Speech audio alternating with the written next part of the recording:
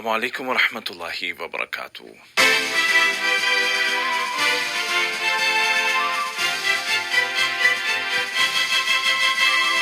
FM 107 ہے۔ باب عبید طاہر سے آج کا پہلا نشریہ سماعت کیجیے۔ ابتدا میں پیش خدمت ہیں اس وقت کی اہم سرخیاں۔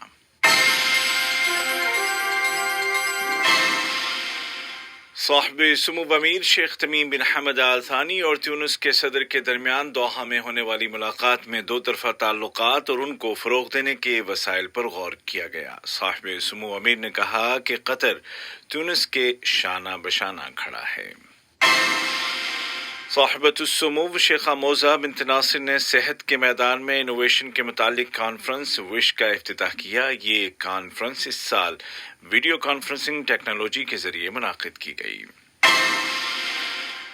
امریکہ کے نو منتخب صدر جو بائیڈن کی انتخابی ٹیم کا کہنا ہے کہ جارجیا میں ووٹوں کی دوبارہ گنتی نے ثابت کر دیا ہے کہ کسی طرح کی بے ضابطگی نہیں ہوئی ہے۔ اور اب پیش خدمت ہے اردو ریڈیو FM 107 سے آج کا پہلا نیوز بلیٹن۔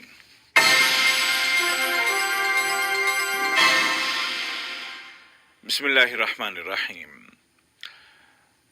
صاحب سمو امیر شیخ تمیم بن حمد آل ثانی اور تیونس کے صدر جناب قیس سعید کے درمیان دیوان امیری میں باضابطہ مذاکرات ہوئے، جن کے آغاز میں صاحب سمو امیر نے صدر کو خوش آمدید کہا اور دونوں ملکوں کے درمیان قائم گہرے تعلقات کو سراہتے ہوئے اس یقین کا اظہار کیا کہ اس دورے سے دو طرفہ تعلقات کو مزید فروغ ملے گا اور ایسے راستے کھلیں گے جو دونوں ملکوں کے عوام کے مفاد میں ہوں گے۔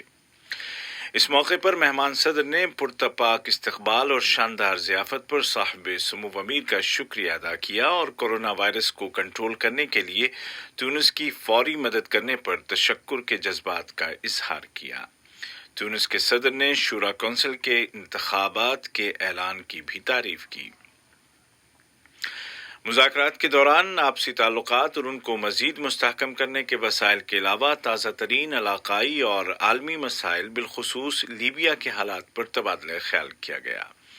صاحب سمو امیر نے اقوام متحدہ کی سرپرستی میں تیونس میں لیبیا کے فریقوں کے درمیان ہونے والے سیاسی مذاکرات کی کامیابی پر صدر قیس سعید اور تیونس کی سفارتکاری کی تعریف کی۔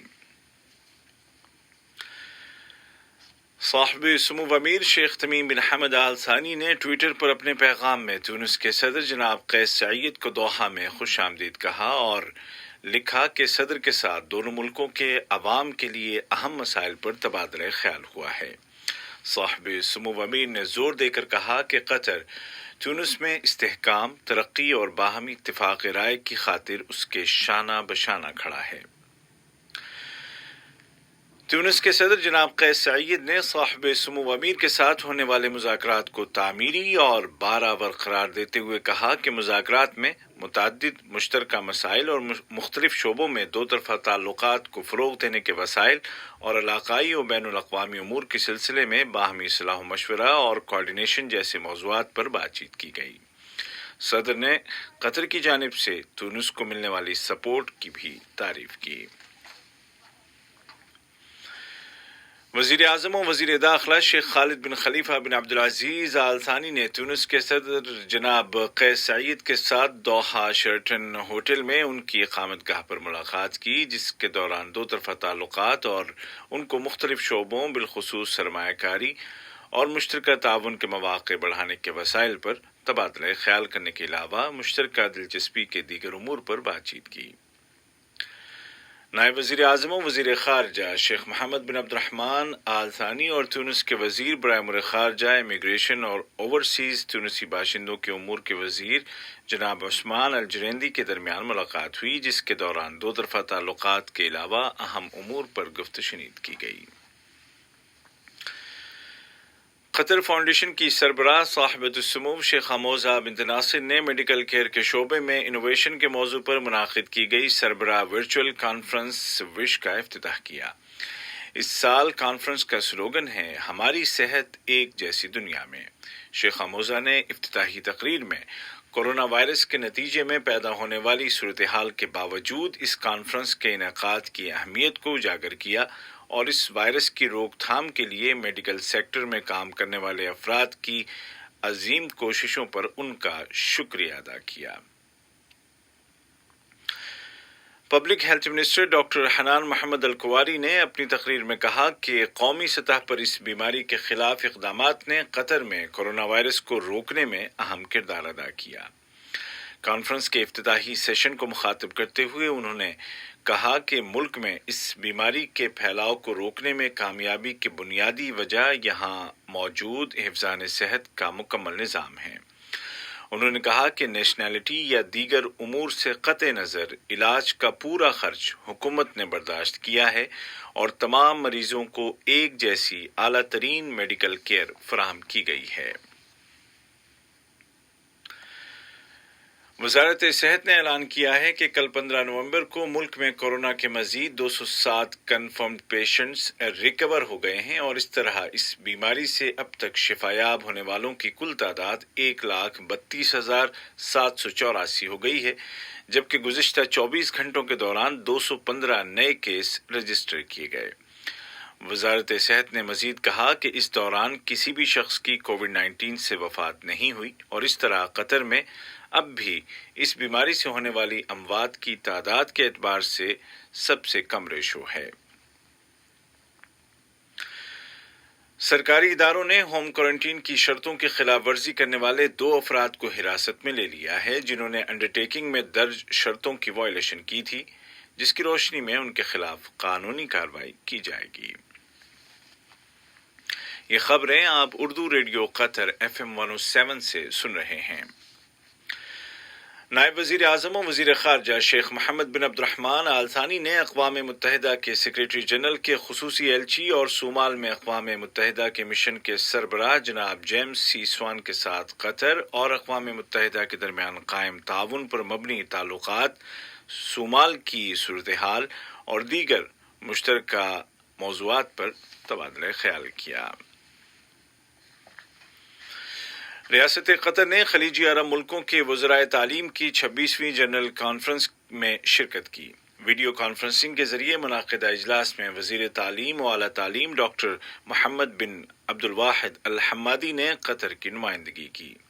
کانفرنس کے دوران تعلیم و تربیت سے متعلق متعدد اہم امور پر غور و خوض کیا گیا۔ وزیر مملکت برائے امور خارجہ جناب سلطان بن سعد المریخی کے ساتھ دوحہ میں بھارت کے سفیر جناب دیپک متل نے ملاقات کی اور 2 طرفہ تعلقات اور دیگر مشترکہ موضوعات پر گفت و شنید کی۔ سوڈان نے اعلان کیا ہے کہ اس نے گزشتہ ماہ اکتوبر کے دوران افریقی یونین کی سرپرستی میں جوبا میں کیے گئے معاہدے پر عمل درآمد شروع کر دیا ہے۔ یہ معاہدہ عبوری حکومت اور متعدد مسلح گروپوں کے درمیان طے پایا تھا۔ اس موقع پر دارالحکومت الخرطوم میں معاہدے پر دستخط کرنے والے فریقوں کے لیڈروں کی موجودگی میں زبردست جشن کا اہتمام کیا گیا۔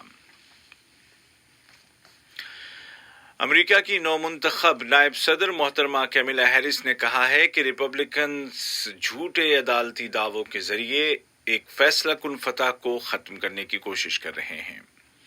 انہوں نے ڈیموکریٹ سے اپیل کی کہ وہ عدالتی لڑائی لڑنے کے لیے تیار رہیں۔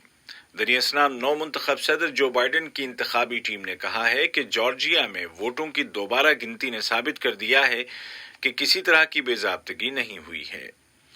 اسی دوران میں سابق امریکی صدر باراک اوباما نے کہا ہے کہ جو بائیڈن ہی منتخب صدر ہیں اور یہ امر قابل افسوس ہے کہ ریپبلکنز الیکشن کے سلسلے میں شکوک ظاہر کر رہے ہیں۔ دوسری جانب صدر ٹرمپ جنہوں نے پہلی بار حریف جو بائیڈن کی فتح کا اعتراف کیا تھا اپنے بیان سے پلٹ گئے ہیں اور ووٹوں میں بڑے پیمانے پر دھاندلی کے دعووں کو پھر سے دہرانے لگ گئے ہیں۔ ٹویٹر پر اپنے یکے بعد دیگرے پیغامات میں صدر ٹرمپ نے لکھا کہ جو بائیڈن صرف میڈیا کی نظر میں فاتح ہیں جو جھوٹی خبریں پھیلاتا ہے۔ انتخابات میں دھاندلی ہوئی ہے۔ صدر ٹرمپ نے اب سے ذرا دیر پہلے ایک ٹویٹ میں کہا کہ میں الیکشن جیت گیا ہوں۔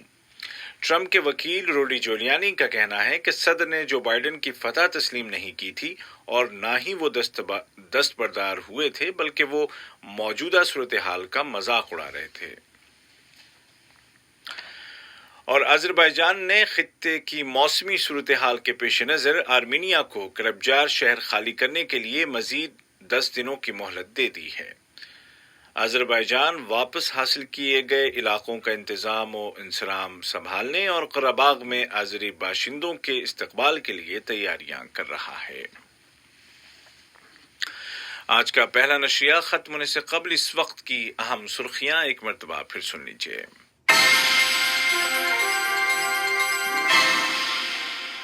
صاحب سمو امیر شیخ تمیم بن حمد آل ثانی اور تیونس کے صدر کے درمیان دوحہ میں ہونے والی ملاقات میں دو طرفہ تعلقات اور ان کو فروغ دینے کے وسائل پر غور کیا گیا۔ صاحب سمو امیر نے کہا کہ قطر تیونس کے شانہ بشانہ کھڑا ہے۔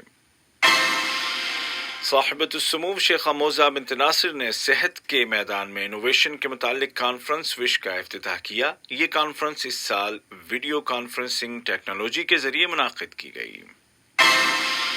اور امریکہ کے نو منتخب صدر جو بائیڈن کی انتخابی ٹیم کا کہنا ہے کہ جارجیا میں ووٹوں کی دوبارہ گنتی نے ثابت کر دیا ہے کہ کسی طرح کی بے ضابطگی نہیں ہوئی ہے۔ اردو ریڈیو قطر FM 107 سے آج کا پہلا نشریہ اپنے اختتام کو پہنچا۔ ہمارا دوسرا نیوز بلیٹن شام ٹھیک 7:30 بجے پیش کیا جائے گا۔ آج کے اس نشریے کو آپ تک پہنچانے میں ہماری تکنیکی معاونت کی محمد حسن سوڈانی نے۔